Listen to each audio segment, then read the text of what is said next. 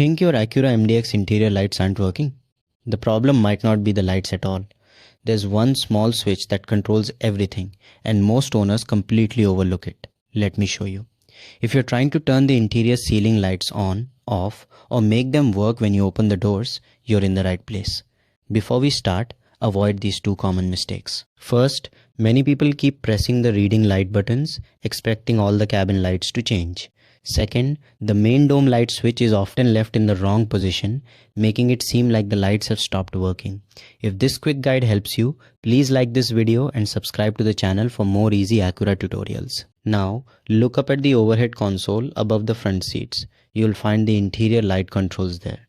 To use the front reading lights, simply press the left or right reading light button. Press the same button again to turn that light back off.